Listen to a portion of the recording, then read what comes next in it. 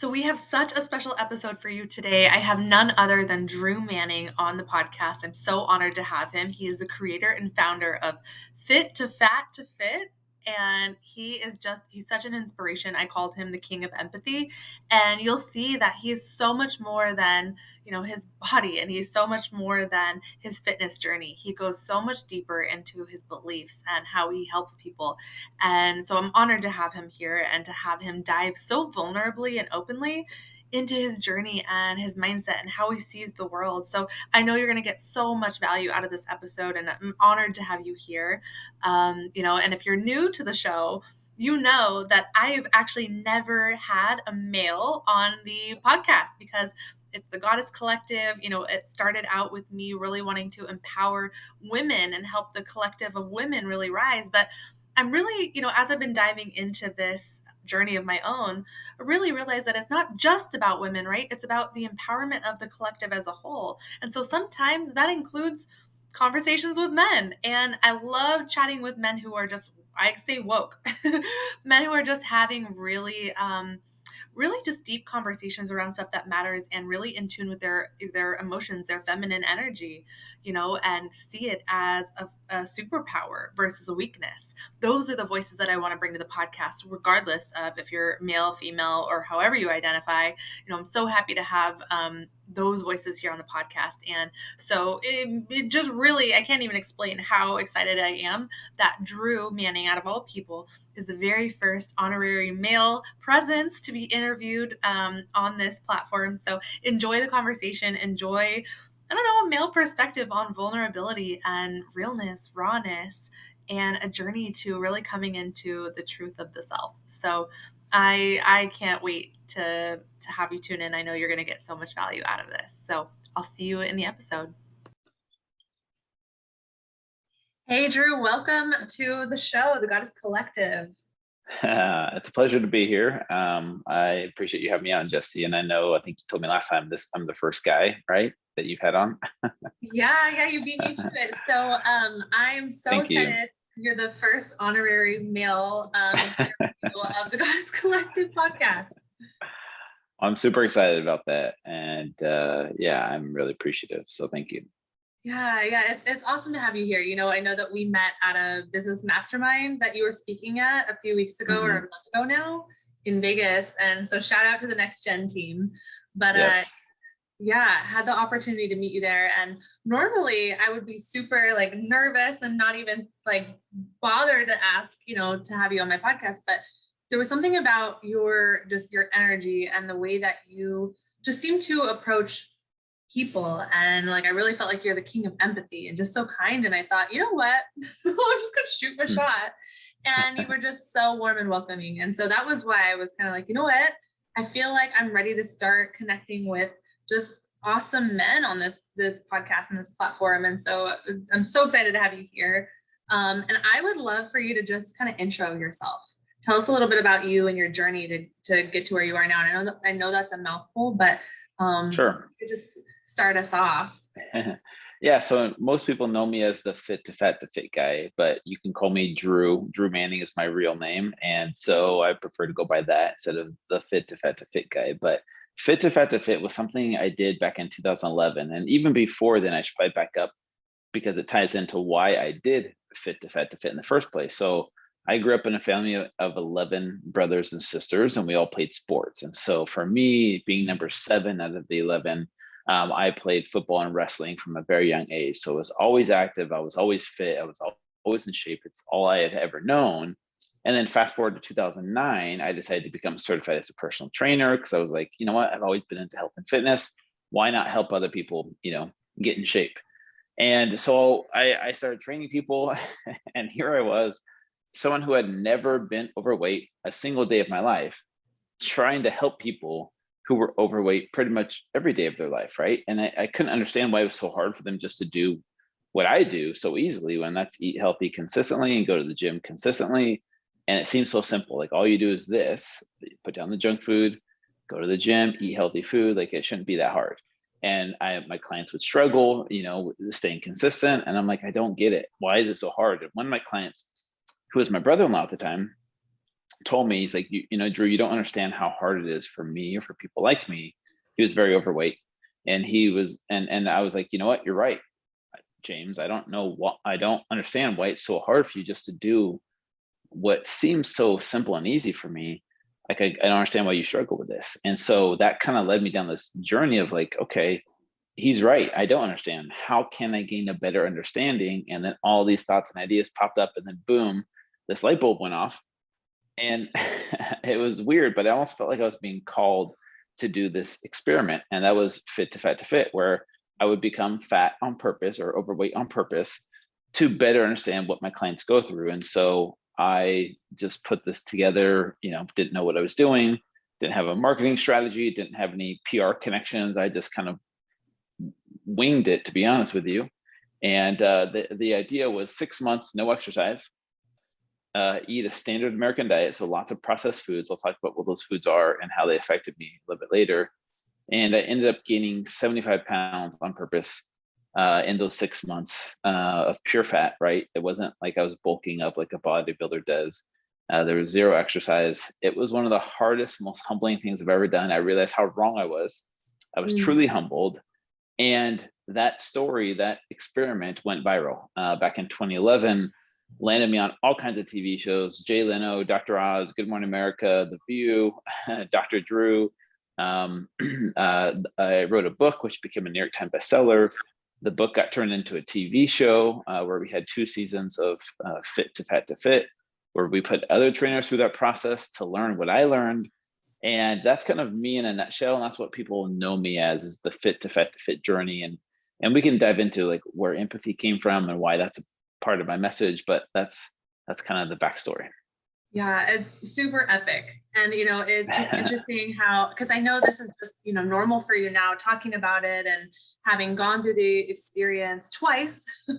And now you're, you know, really diving into all these other areas. And that's the story that's really led you here, which is amazing. But something that I asked you when I first met you, I'll never forget, was just what, and I would love for you to dive in to, you know, because so many things, and I know I can just tell, like, you're just such an entrepreneur, right? Like, you have that spirit, and that's like, I just feel like maybe that wasn't who you felt like before, but that's so like a big part of you. I get that sense. And I think part of being that type of person is we get all these seemingly crazy ideas.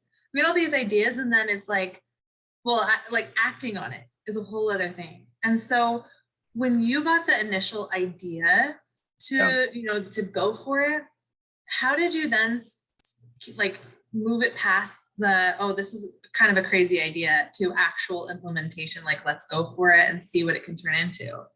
Yeah, that's a really good question. So the process of that went like this. So I was married at the time. And of course I called my wife and told her like, hey, I have this crazy idea. What do you think of it? And what's interesting, a lot of people don't know this, but she was pregnant at the time. And I was very more of a health nut in the beginning of our relationship, where I was more obsessed about how I looked. So I was definitely more healthy. And so she was like, so you're telling me we're going to have junk food in the house? Like while I'm pregnant? She's like, yeah, you should definitely do this.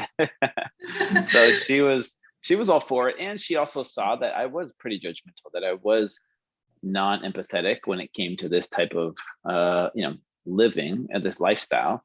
And she thought it would be a good journey for me. And so she was all for it. And then I called friends and family, and everyone was like, dude, that's a crazy idea. I can't believe you're going to do that. But yes, you should totally do it. So you kind of like, pass like the inner circle friends test to see if it's a stupid idea or not.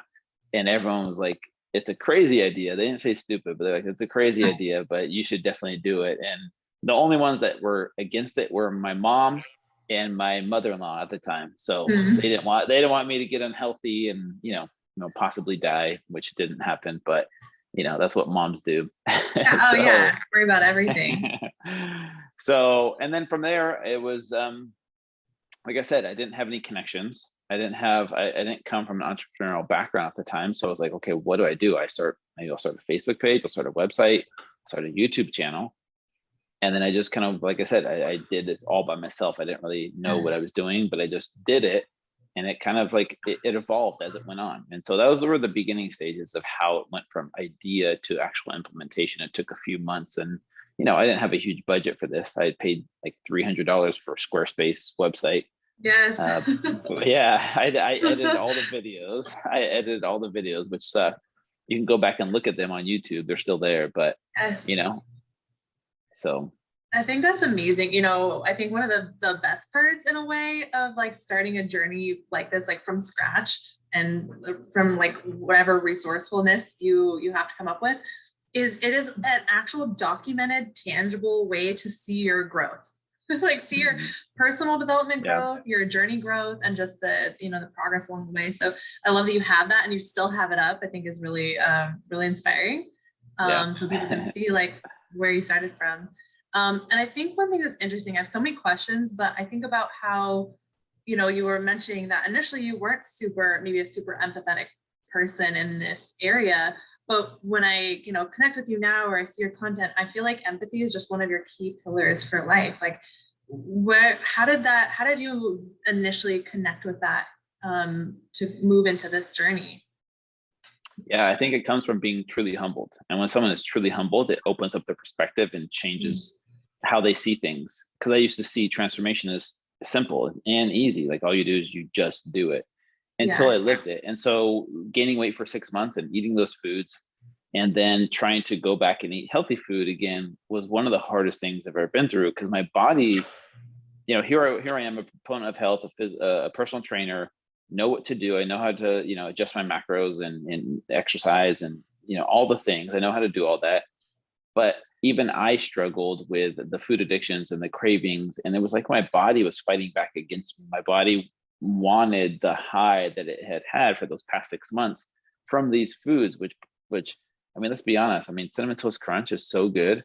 Like I ate that every single day during my journey. I didn't realize how powerful the emotional connection to food really was until I tried to go off of it. And I had only been eating that way for 6 months. And then it made me think, wow, when I transitioned to eating healthy food, the food sucked. It didn't taste as good. It didn't make me feel good. I was still starving. I had headaches. I was grumpy. I was moody. I couldn't understand why my body didn't feel good instantly. We think if we eat a salad, we're going to feel good like right away. But it was like getting off of a drug almost, where my body fought back against me and went through these crazy withdrawal symptoms where it's like, dude, where is our drugs? Like, where are our drugs of these foods you fed us the past 6 months? And now you're feeding us broccoli and cauliflower and chicken breast that doesn't do the same thing chemically to your brain when you're eating Cinnamon Toast Crunch and ice cream and Hot Pockets and mac and cheese and SpaghettiOs and, top ramen and, all the things that we have that are very processed, very cheap and affordable, and they're designed specifically to be addictive. All those foods that I ate, it really opened up my eyes. And I think that's what I'm saying is like, to be humbled will change your perspective and will naturally cause you to develop more empathy. And that's what it did for me, where I was truly humbled. I'm like, oh, okay, I see it now, a little bit of what it's like. Not saying I'm a food addict. I'm not saying it's the same as someone who grew up overweight, but it gave me a little bit of understanding, and the empathy started to grow, where I was like, oh, I see now. I see what it's like, and I get it, and I understand. And that's where the empathy started to grow. And then from there, that was back in 2011, 2012, I totally went the opposite direction, where I was like, look, transformation is not just physical. It's way more mental and emotional. We have it so backwards in the fitness industry. We're so focused on the physical aspect of weight loss. Here's your meal plans, here's your macros, here's your calories, here's your workouts, here's your supplements. And if you do these things, you will, we try and sell people, you'll magically lose weight and you'll, be ripped and shredded.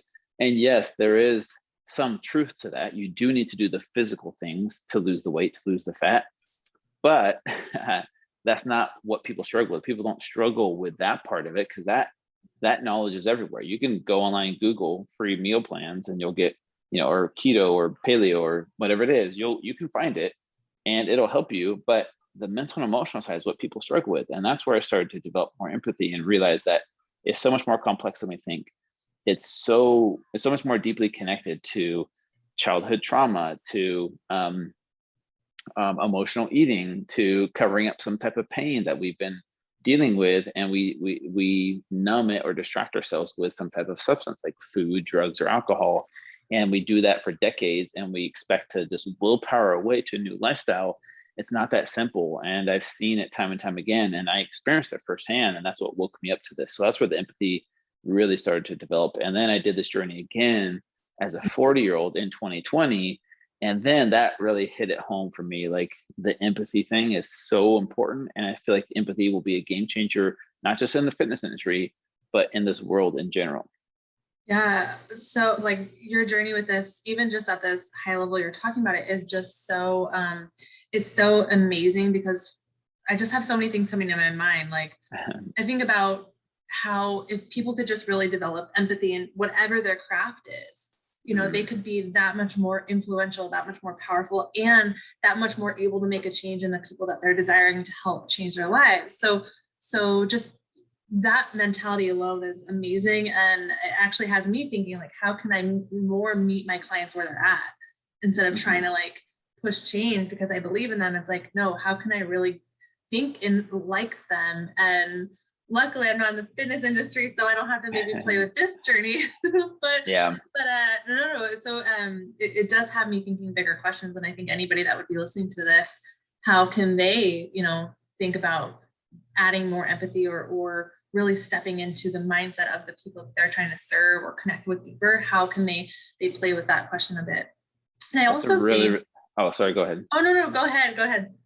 I was gonna say, in response to that, how can they do that? That's a really, really good question. And we can go there if you want to, but I think totally. there's two things I want to talk about. One, there's a good quote that I live by, and it says, "No one cares how much you know until they know how much you care." And that is so true, especially in the fitness industry, because you have people with all kinds of certifications and all kinds of knowledge of how to calculate macros and certain diets and the science behind it, and how to manipulate body composition, how to lose fat. Like, people know how to. There's people out there that have all the knowledge, right? But that doesn't matter if that person doesn't know how to connect with their audience, or the people that are listening feel cared about to first listen to this person, because this person is a jerk or an asshole, but they have the knowledge. People aren't going to want to listen or follow them. So this quote really rings true to me. No one cares how much you know until they know how much you care.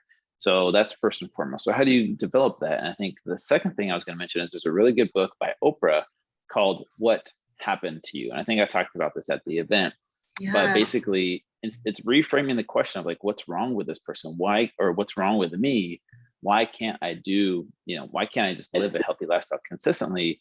This book really dives into, instead of saying what's wrong with me or why am I broken, what happened to you? And it really forces you to go back and connect the dots of like tracing back from childhood, what circumstances or experiences shaped you in a certain way that caused you to believe the way you believe. So if you have a lot of self-doubt, if you hate yourself, if you don't believe in yourself, what does that stem from? Where did that first start? And it forces you to look back and do the inner work, you know, whether it's through therapy or a life coach or someone to help you through that, to connect those dots. And once you become aware of those, then you become more in control of your patterns and your the way you navigate your life. And once you figure that part out, then it's easier to make the right decisions in the moment. Because another good quote, what you are aware of, you are in control of. What you're not aware of controls you. And that is Anthony DeMello, I believe. And so going back and doing the inner work allows you to become more aware of where it stems from. And as you become more aware of those things, then you're more in control of it. And then you know why you eat chocolate cake on a Saturday night when you're depressed and you're sad, or your kids are driving you crazy, or your business isn't doing well, or you're struggling with whatever it is in your life. Instead of like, you know, reaching for the alcohol or the cake or whatever it is for you, you're aware of why you're doing that in the first place. And once you become aware of it, you're like, oh, I'm doing this because of this, and this, and this thing triggered me today and caused me to want to eat this stuff. And now that you're aware of that, you're like, okay, how do I want to go down this path now that I'm aware of it? Or do I want to choose a different path and choose a better life? And that's kind of how you break free from that. And that's how you develop empathy as well. So anyways, those are two things I would recommend. That quote, no one cares how much you know until they know how much you care. And then maybe look into that book. And there's other books too. But anyways, I just wanted to chime in there. No, I'm so glad you did. And also the fact that you brought up an Oprah book, like she's like the person who got me down this personal development road. So anytime somebody recommends an Oprah book, I'm like all over it. So definitely, definitely on that check one. it out. But what I love about everything that you represent and everything that I've seen from you is just you're not only talking about empathy as a superpower with understanding other people, but helping people understand how to have empathy within themselves, to dive deeper into almost taking like the pressure and the judgment off of the self and saying, oh, maybe I'm this way because I just don't understand myself in that way yet. Or maybe I'm reaching for things because I'm doing my best to parent myself. Because really, I believe we're all still children, just trying to parent ourselves, you know? And so I feel like it brings the idea that empathy is alive and well. And the more we can nurture, like the more we can like bring empathy to, you know, our outside world, the more it can come internally and vice versa. And just how important that is to just give ourselves some grace in the process. And yeah, and I was thinking about something that you had said before, or that when you were talking before, how I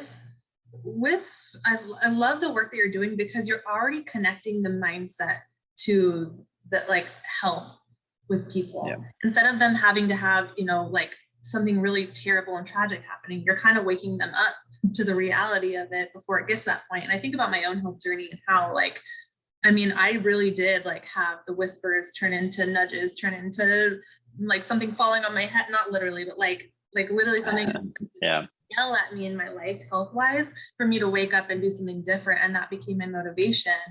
And I think sometimes that's what a lot of people need to desire to create that healthy life for themselves. But I don't think it has to get to that point. And so I love that you just as an example, like went down this path and did this for yourself to show people without them having to experience it, like the reality, because I think a lot of people think like they just walk around thinking they're invincible, which is great because it means life is good, nothing's happening.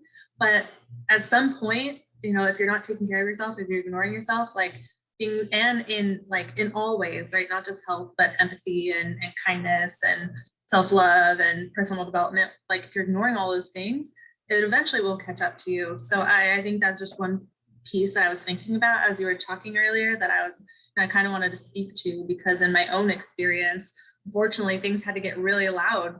And then I also did connect with the fact that, I didn't realize that for me, like sweets, like if I'm being really honest, chocolate, like I had an actual addiction to chocolate and I never admitted, but I realized it was because anytime like I felt like I needed love or I needed like a hug or something, or just needed to be seen, I would, you know, instead of connecting with that first, I would go to like sweets and chocolate and stuff. And so it was just like really when I reflected on that, it's like, whoa, the mind is so powerful. Or when we know ourselves better and build a healthier relationship, it's so powerful how some of that stuff just dissolves off, you know? Yeah, it's so true. And this is what happens in life is we go throughout life looking for external things to fill the void that we feel inside of us. We don't understand why we feel that void. We feel like something's missing or we're not complete. So it's like, okay, if I get more money, or if I get a sexier body, or if I eat this food or drink this alcohol, or this person is going to complete me, right? That's what the way we've been programmed. It's like it's outside of us. Like these external things will fill that void and make us feel more complete. And so we chase after these things, whether it's a skinnier body or whether it's a fame or money, thinking, oh, this is what's going to make me happy. And then even if we achieve it, which is really hard to do, even if we do achieve it, we realize, oh, wait, that's not it. There's something else. Like I need more money. Maybe if I just go more money, or if I get more fit or more lean, or if I do a bodybuilding show, or if I get bigger muscles, like we just keep going more and more. And we just realize that at the end of the day, and this is what I've come to realize, that it's within us. It's within us to fill that void. No one else, nothing else will fill that except for the love that we give ourselves. And maybe it takes us chasing after these things and achieving those things to realize that, oh, they don't bring the fulfillment we think they do. It's okay to go down that path to like want to better yourself.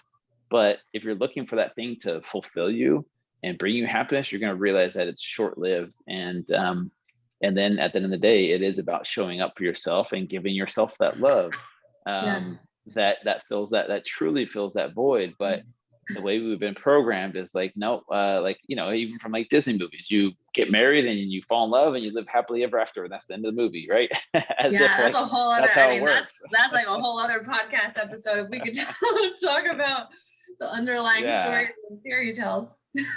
Yeah, but it's so true. That's kind of the way we've been programmed. So to break free from that program is like, no, we can give ourselves that love, and we need to learn how to show up for ourselves and become the hero of our own story.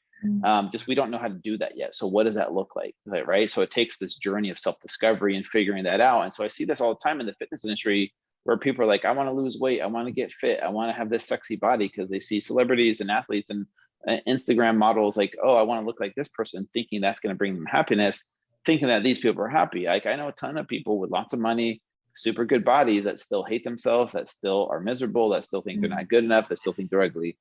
So it doesn't guarantee fulfillment or true happiness in the long run. I can tell you that it's okay to pursue that. It's okay to like look into that. But if you, and this is why I have all my clients do a gratitude list every single day. It has nothing to do with weight loss. You're not going to lose weight by journaling 5 things a day you're grateful for. But what that does is it rewires your brain to search for things throughout the day that truly bring gratitude, whether it's something super small and simple. Like right now, I live here in Hawaii and I have a pool in my backyard. I'm like, how cool. Like I'm grateful to have a pool, or I'm grateful to have water. I'm grateful for coffee, like whatever it is. Your brain starts searching for things you're grateful for that are in your life, even though your life's not perfect. As miserable as we can be, and as like crappy of a situation we can be going through, there's almost always 3 to 5 things you can look for to be grateful for in that day. And obviously that's all relative depending on what people are going through, but that's why the way I approach health and fitness kind of has nothing like, yes, there is a component of there's a diet you do and there's exercises you do and supplements you take, like that's a small component. But I have people work on the mental, emotional, spiritual stuff while they're working on the physical stuff, because then if they could learn to be grateful and happy and fulfilled where they're at now, then it doesn't matter if the results come or they don't come. They learn how to show up for themselves now and become the hero of their own story now, not one day when I get this body, when I get this house, when I get this money, then I'll love myself. It's like, no, you deserve to be happy now, and you can truly learn how to do that. It just takes unlearning, if you will, unlearning all the stuff you've been taught what brings happiness. So does that make sense? Yeah, totally. And that's actually something that I talk to my clients too. And I realized too that when you focus on gratitude and you put your energy there, you go into what I like to call the possibility space. And that possibility space has you feeling really just like you can keep the momentum of your life. I get a lot of people that say, okay, I feel really good right now, but like later I kind of go down this, like I just kind of go down this, I don't want to say rabbit hole, but just it's hard to keep that feeling of happiness and whatever. And I just say, well, if you just keep it a muscle, if you build this muscle of just appreciating the little things and making your moment fun, like that keeps the momentum and allows you to just keep moving in this space that just feels really good. And then that brings all these, it brings all this, good energy back to you, and it gives you more to be grateful for. But yeah, the power of gratitude is really underrated. I feel like it's something that is almost like a buzzword, but until you really experience how it shifts your life and you actually bring consciousness into it doing that, it can really be hard to see it as anything more than just like, oh, I know I'm supposed to do this, but for me, I know it sounds like for you too, it's a non-negotiable.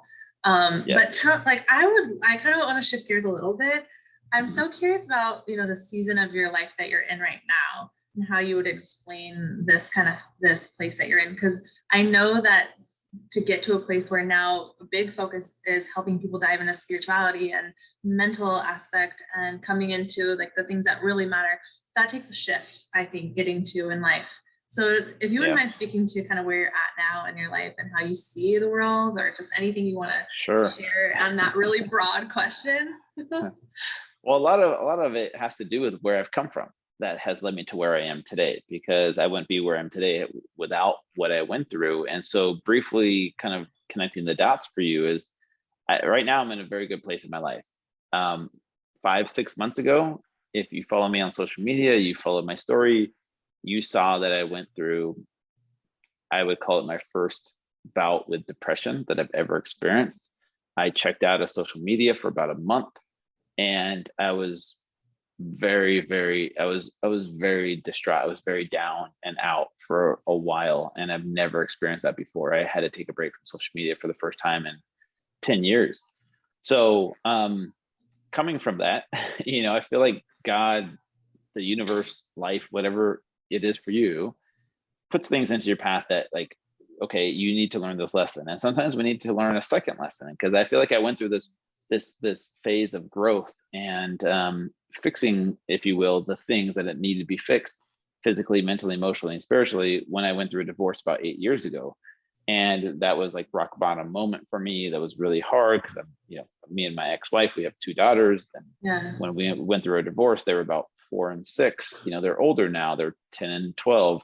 And so I've really had to go on that like self-discovery journey, discover who I was without my marriage. I left my religion as well. I grew up in a religion for 34 years of my life, was 100% in, and then had to transition out of that at the same time as my divorce. And that was really hard on my identity. And so I went through this identity crisis of like, who am I without those things? And, it took me a lot of like soul searching and like I said, self-discovery. And I don't know how deep you want me to go into that, but that's kind of where I learned how to show up for myself for the first time and become the hero of my story and realize that happiness comes from within. And then I got reminded of like, hey, you still need to learn how to show up for yourself, because you think you learned, but I didn't learn everything I needed to. And so I got, sucker punched, if you will, or like, by the universe or God, to relearn this lesson again. And I was at my lowest point again, just about like that 5-6 months ago. And now here I am today, finally at peace with who I am. I'm in love with this new version of myself. I had to like almost go through a death of who I thought I was. And to go through that death phase is really hard. And I think a lot of us do that, whether it's a midlife crisis, whether we start having kids, or whether we launch a business or end a relationship or start a relationship. There's lots of deaths and rebirths that we go through, obviously not physical, what I'm explaining, but I think we go through a lot of these phases where we become this new version of ourselves, and it's scary, it's hard, it's challenging, but there's so much growth in that if you choose that. And that's kind of my whole philosophy of life happens for you, not to you. If you look at life happening to you, then you kind of play the blame game. You're kind of stuck in that victim mindset or mentality where maybe it's not fair, the circumstances were thrown at you. Maybe it's not fair that it happened to you, and it's okay to be bitter and angry and resentful. Like, it's okay to feel those feelings and feel those emotions, but to be stuck there is I would say is not okay in the long run, because for me, I'm a dad and I have daughters that look up to me and that need me. And if I stayed stuck there in that blame game, that victim mindset, they suffer because of that. The people around me suffer because I'm stuck in that. And that's my motivation to get out of that. And so for me, that was really, really powerful moment where I'm like, okay, this is what am I supposed to learn from this? Like, how can I grow from this? And having a growth mindset is where you start to flourish and you learn the lessons like, oh, okay, I see now that this happened for me so that I could learn this lesson, so that I could become this version of myself, so I could break the cycle of generational trauma or whatever it is, or become the best dad or be the best version of me for my next relationship. And so, yeah, I've had those moments, and those have been huge learning moments. And that's what's led me to where I am today, where I'm like, okay, I think I'm learning how to show up for myself and truly love myself. And but you have to go through some hell to discover that. Yeah. So powerful. And there's so much, there's so much power, I think, in experiencing just contrasting moments where you really are forced to see, okay, like, this is like the truth. How do I move through this? Yep. And something I've been kind of telling myself, just to like make light of life sometimes, is it's almost like I think everybody does get the lesson twice given to them. One, just kind of in the knowledge, and then the second one to show yourself that you know how to implement it. So you get the opportunity to put the knowledge into practice. Is kind of my like joke that I tell myself, because I'm like, okay, well, sure enough, that was why I went through that again. I think your perspective on things is really powerful. And one thing I just really want to acknowledge you for, and this was another reason why I was like, okay, I know this is the Goddess Collective, but like, I gotta have him on the show, because I think another superpower of yours is also vulnerability. And we're getting into a world today where I think we're seeing more and more men stepping into that. But I think it's still not that much.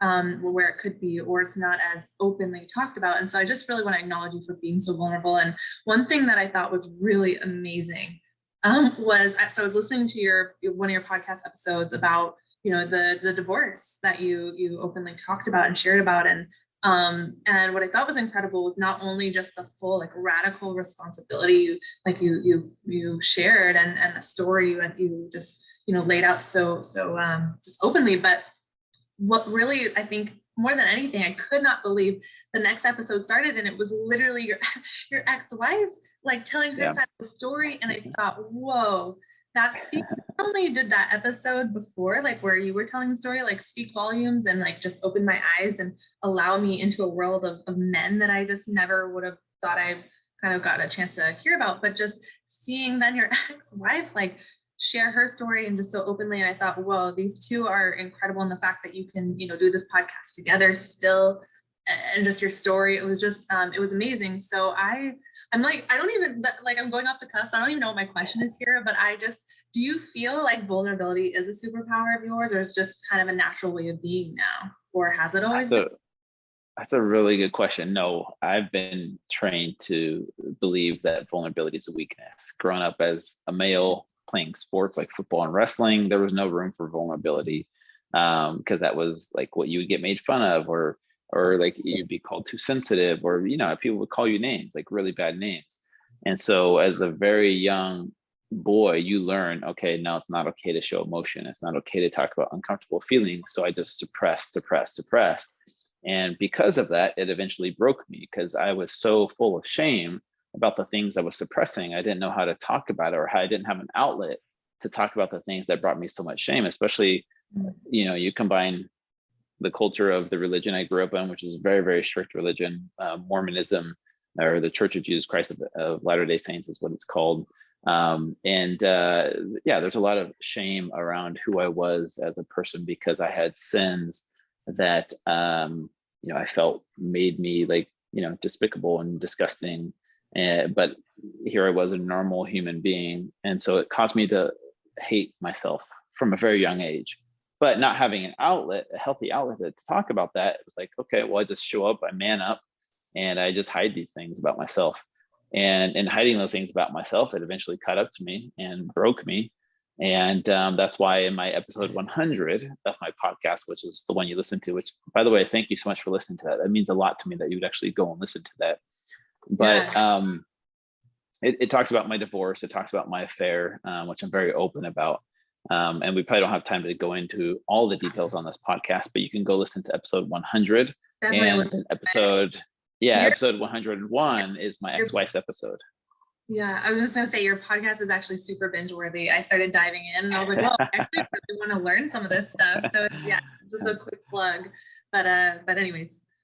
Well, thank you. No, and I appreciate that. And so I'm very open about that. And I own my story. I own my side of the story. And I think that's why me and my ex-wife get along so well, is because I've done the work on myself to, like, connect the dots of, like, okay, what led me down this path? Why did I choose this path of having an affair and lying and cheating and things like that? Because I knew that if I didn't fix that, it would just, this cycle of trauma would have been passed on to my kids, and nothing would have ever been fixed. And so embracing vulnerability as a strength, which is tattooed right here, you can't really see it, but it's tattooed on my forearm, just as a reminder for me, like, it is a strength. And so now it has become a superpower, where it's scary as hell to jump into that arena, like Brene Brown talks about, which, if anyone's listening, I know a lot of women are listening to this, but if any of, like, them struggle with shame, or if they have men in their life that struggle with shame, go read the book Daring Greatly by Brene Brown. That book totally shifted my perspective of shame and how powerful it is, especially for men, because we're so afraid to talk about these things that we think people are going to be like, oh, you're disgusting, you're a horrible person for having secret desires or having fantasies or whatever. And so because of that shame, you don't talk about it, thinking that's the way you do it. But the less you talk about it, the more power it has over you. But then once you finally step into the arena and you do own your story, then you're in charge. Now you get to write the ending to your story. And it's so freeing after that to take off the mask and just be naked in front of everyone and say, this is me, this is who I am, this is my story. And now I'm going to rewrite my ending to the story. And that's where the power gets shifted. And now the power is within you to write the ending to your story. And so for me, I made that shift because I was a dad and I had 2 daughters. And I knew for me, I didn't want to pass on that cycle of trauma onto them. If I just played the blame game, like blame God, blame my parents, blame religion, blame whoever, like, right. We can do that as humans, but it doesn't fix anything. It doesn't help us grow. And so for me, like, it has become a superpower for me. And it does spill over into my world in the fitness industry, because now I'm able to help people overcome that as well. Cause that's, I think, what keeps people from living a healthy lifestyle consistently is self-hate or self-worth, or maybe lack of belief in themselves, because there's a lot of shame that they're holding on to. And we try and willpower our way through it. We try and suppress those feelings. We don't want to talk about it. But until you do, the body keeps the score. And I promise you, if you're holding on to it, it's really, really hard to release it, even from a physical perspective. Even if you are doing all the things, dieting and exercising, even if you do achieve the results of getting a better body, the fulfillment, the shame, the fulfillment won't be the same. The shame will still be there. The self-hate will still be there, no matter what your body looks like. And so that's kind of the gift of all of this, is like, now I can help people see the parallels between their physical transformation and their mental, emotional, spiritual transformation, how intertwined they are. And then once they figure that out, and they're like, oh, once I release all this and I do the inner work, working out becomes easier, eating healthy becomes easier, because now I'm gonna come from a place of self-love versus self-hate. Because when you come from a place of self-hate, you're gonna self-sabotage time and time again. That inner critic is gonna tell you, you're not good enough, you don't deserve this, you suck, you're a failure, you'll always be a failure. And so we self-sabotage because we don't even believe that we deserve, all the good that comes from it. But when you come from a place of self-love, then it's totally different. It shifts everything, where you're like, oh, I choose to work out because I love myself, which seems opposite, right? We think working out is a punishment. Or I choose to eat healthy because I love myself. And that's where living a healthy lifestyle becomes so much easier, because you've done the inner work. Now the working out stuff becomes so much easier. Yeah. Oh my gosh. There's so many like pieces there. Like we could just like quote that and like drop it and call it an episode. Like that's so good. So good. Isn't it amazing how much energy it gets put into just avoiding things, or pretending we're not experiencing something, or pretending we're not the undesirable emotions that we feel. But the moment we can just throw our hands up and surrender and just say, you know what, like this is the truth. This is what I'm feeling and experiencing. Like it almost instantaneously, in a way, like creates just this huge sense of relief, because you release so much in that moment, even if you haven't fully processed it yet, or you're still kind of coming to with it. Being able to just look at it and face it, it's like, whoa, now I actually get a choice. I'm not stuck in it anymore. I actually get to choose, am I going to stay here? Am I going to move forward? And then the exciting / kind of scary, because it's unknown, is like, well, now what am I designing? What am I moving towards? So I think about like my own journey and all of that, and how when I did get to that crossroads, when I finally just surrendered and was like, okay, what's next for me? It showed me how much I thought before that I had to do it on my own. And when I started, like, even just like having mentors that didn't even know I existed, like I started researching, that's when I really dove into like Oprah and her platform, and connecting with all the people that she introduced on her show, and then following their content and kind of going down that rabbit hole. And that made me just feel so inspired all the time. And like I had people helping me figure out what I was designing next. So I'm just curious for you, who are the people that you follow or are influenced by, or who are some of the leaders that you that help create inspiration in your life at this point now? Yeah, that's a really good question. Quite a few people. I'll mention some of them. So first off, Brene Brown, who I just mentioned already. Her work on vulnerability and shame has been so transformative for me personally. And then I'd also say Glennon Doyle Melton. I think her name is Glennon. She got remarried to Abby Wambach. So anyways, look her up. Glennon Doyle. I love that you know that. Yeah, I follow her. She's got really good stuff that really helped me transform. Oprah as well. But then on the male side of things, I would say 2 people: Tim Ferriss, who I think also talks about these kinds of things, and he's really opened up my eyes to things like meditation and other avenues to self-help, because he's come from a troubled past where he was suicidal and struggled with vulnerability and things like that. And then Tony Robbins, I would throw him out there as well, because he speaks my language, and a lot of the stuff he says really sticks with me. It's very motivating, and he speaks a lot of truth, in my opinion. And even though this guy's controversial, I'll throw out Joe Rogan. The only reason I throw Joe Rogan out there is because he normalizes things that used to be seen as weird. Like, for example, meditation. For me as a guy, I was like, okay, that's weird. But he normalized that for me, like meditation and breath work. And so, yeah, he's been an influence as well, where it's like, oh, people like him are into meditation. Like, that's interesting. I didn't think these tough guys did that. And then, him and a bunch of UFC fighters, MMA fighters, like, talk about breath work and meditation. And I was like, oh, okay, maybe I should look into these things. So yeah, I would say those people are probably pretty transformative for me personally. Yeah, I love that. And I really love just being like, you know what, the people that can normalize things that used to have a stereotype against them or used to be seen as like weird. It's like, that's definitely a powerful influence, a powerful like person to look at. And they're, I don't know, I personally, when you said Joe Rogan, that like stuck out because I just really love him too. And actually it's funny, he's in Austin and I'm like, one day I'm gonna meet him. I'm sure you will. Last summer I like went on a boat a few times and like saw his house and I was like, this is so creepy, because he's probably like not even there, or if he was, like the last thing he'd care about is people on a boat like yelling at his house. But anyways, so what are some things that maybe you maybe like people misconceive about you? Is that a word? Misconceive, like, sure. Like misconceptions people have about you, or things that maybe people don't quite understand or know about you? Sure. And it's a random question, but just no, it's a great question. I think it's very relevant because I see it all the time. I think people on the outside see me as this guy with muscles and tattoos, and they think one thing, like, oh, okay, just another fitness dude telling me about muscles and how to get muscles. And then like you heard my story and you're like, whoa, he's talking about empathy, vulnerability, self-love, awareness. Like, what? I thought he was going to talk about something else. And so I think it kind of, people perceive me as this like tough guy that doesn't talk about his feelings, but I'm a very sensitive person.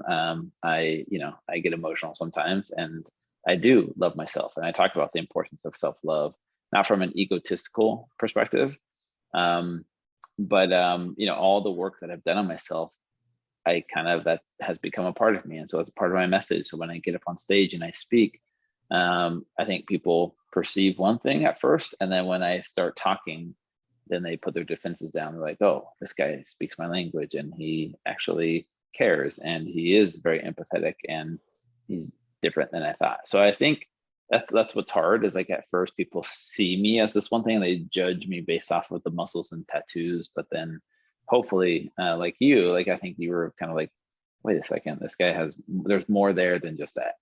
So yeah, I think one of the hardest things in life sometimes can be just accepting that you're going to be misunderstood by a lot of people, and you can't focus on that. And it's just being your true self and knowing. And I think this is why the work is so important, is because no matter how people see you or think of you, you have to know yourself.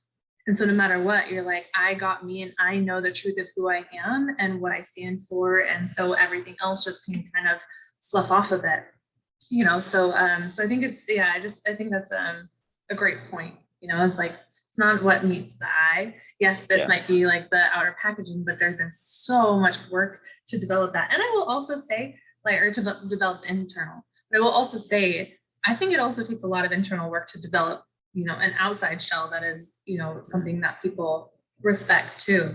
So it can kind of go both ways, but sure. But I love that you shared that, and I definitely recognize that too. When I first met you and heard your story, I remember my mouth dropped. I was like, is this real life? Like, that was so incredible. So I just was like so curious to learn more and dive deeper. Thank you. Yeah. Thank you. So I guess before I ask you my last couple of questions, I would love to know, so here on the Goddess Collective, I'm a big believer that you just go towards things that feel aligned. You just move in directions that just feel inspired, and you just take inspired action, and then the momentum builds. And for me, I picked the words goddess and collective because those words just felt really good to me. And I've been kind of exploring them more and more in my life, knowing that the actual definitions of these words were going to just kind of develop over time. And I was really going to connect with them deeper and get the true meaning once I explored that journey. Like once I allowed myself to just kind of go towards it a little bit with it feeling unknown.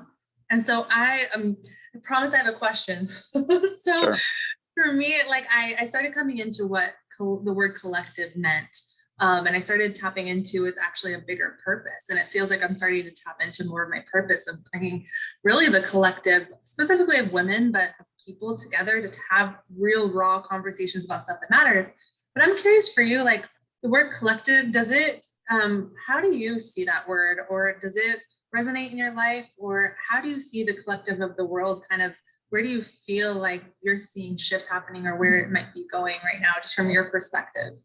Yeah, that's a really, really good question. I think the word that comes up to me, two words, is community and connection. I think that's what collective embodies, is community Yeah. and connection, of meeting people, connecting with them on a deeper level. And I think that's kind of what you're creating. At least that's what I can perceive based off of knowing you and seeing what you're trying to do with this goddess collective. For me, that's what comes up, is community and connection. Because I think, our version of connection in this world is kind of skewed. It's kind of it's not actually real connection, in my opinion. Yeah. So it's very disconnected. It's like, oh, let's talk about the weather, let's talk about sports, let's talk about stock market, like stuff that doesn't really matter at the end of the day. It's about diving deeper. And I think doing the inner work and becoming more self-aware is going to attract certain types of people into your life. And I think that's kind of one of the beauties of doing the work on yourself, is then your vibe, like they say, attracts your tribe. And I think that's kind of what comes up for me, at least. And I think I do see kind of an awakening of people of becoming more self-aware, doing the inner work. The inner work is becoming sexy now, it's becoming mainstream. And I think that's where we can truly transform and make a difference in this world, is if we heal ourselves first, fix the relationship with ourselves first, and make that mainstream, and may it normalize self-love, because everything is a reflection of how we see ourselves. So if you want to get rid of hurting people, you have to deal with the hurt that has been caused to you and by you, maybe, by doing the work. And once you fix that and you start to love yourself, then you don't look through the lens of hating or judging other people. And that's where I think we can really make a difference in this world. So props to you for creating this and doing the work and allowing me to come on and speak about it. So thank you. Thank you so much. And, I feel like just from what you shared, like, I really do feel that you are just such a genuine embodiment of what you just shared. So I'm just kudos back to you. Thank you.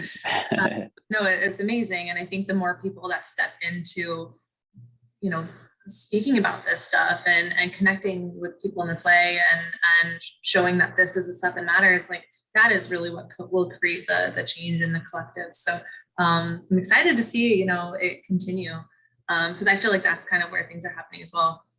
Yep. But yeah, so I'm just so grateful to have you on the show. And before we officially sign off, any last words of wisdom? I know you've given so many, but any last pieces of advice you have for anybody, maybe any of the men listeners, or anybody that wants to just connect with themselves deeper, or any last messages you have to share? I would love to cap it off.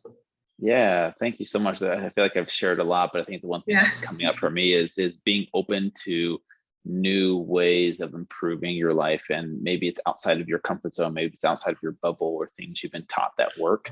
Like for me, I wasn't open to meditation, I wasn't open to therapy, I wasn't open to life coaching. Those were for hippies or people that had problems, like real problems, like that needed to be fixed. But then once I started going to it and realized how powerful it was, I was like, oh, why have I not been doing this my whole life? And so learning how to meditate and journal and go to therapy and all these things that I just wrote off before, I had to be open to. And I feel like that's the thing I would say, is be open to new ways of thinking, new ways of being that maybe you're not comfortable with, that maybe actually make you feel uncomfortable, but maybe that's okay, because maybe that's where growth is. And so don't be afraid to at least explore and see what resonates with you. And give it a shot. And I think that's one thing I would say. And just that at the end of the day, like everyone out there, yes, I come from the fitness industry, but like no one's worth or value should be based on their physical appearance, because our bodies are ever changing. That will never be the same. They're constantly changing. And don't buy into the myth that you are your body. You're so much more than your body. You're so much more than the amount of fat that you have on your body. You have so much more to offer this world than just what your body looks like. And so just remember that you are worth more than that, and you are more than just your body. So yeah, that's so powerful. I'm almost like, I wish we would have started there, because it's so good and yeah. and that right there is life-changing words. So thank you so much. Where can people connect with you? I know you're on Instagram. Is there anywhere that you prefer people connect with you, and anything you want to plug? Anything? Yeah. Oh, you have a new venture. Yeah, no, thank you. So it's very simple and consistent. It's at Fit2Fat2Fit, and that's with the number 2 in between. So fit, number 2, fat, number 2, fit, on all my social media channels: Facebook, Twitter, Instagram, TikTok, all the things. That's my website as well. And yes, I just did launch my F2 Meals, which is my meal delivery service that it'll launch in June. So the wait list is up and available. We launched my meals, my recipes, mostly keto to start out with, just because that's kind of what I preach. But it's not like the only way of eating, and I realize that. So we're going to start out with keto, just because that's what people want when they come to me, and we'll ship to the 48 lower states, overnight shipping. So, which is really cool. And I'm really, really excited to launch these meals, because these are my recipes. These aren't someone else's recipes. These are my recipes from my books and my digital programs that I've created over the years. And now to be able to provide those meals handmade by a professional chef, and delivered to your door. They're fresh, they're not frozen, which is something that's different than other meal prep companies. That's at f2meals.com, and you can check that out and join the wait list. You'll get $100 off your order if you join the wait list, but it launches June 1st, I think, is when we start shipping meals. So be ready, because I think it's going to be a game changer, just because it gets rid of the whole meal prepping thing, which is time consuming, and as a single dad, like life gets busy. Yeah, so people can check that out too if they want. Oh, so awesome. We'll have all the information in the show notes for people to check out. So thank you so much for that. And I can't wait to check that out too, because I actually was thinking about getting into a meal prep service, and then my boyfriend wants to get into a new one. Mm-hmm. And so I think we've just found Awesome. Awesome. Well, thanks, Jesi. We'll see you next time. Yes, see you around.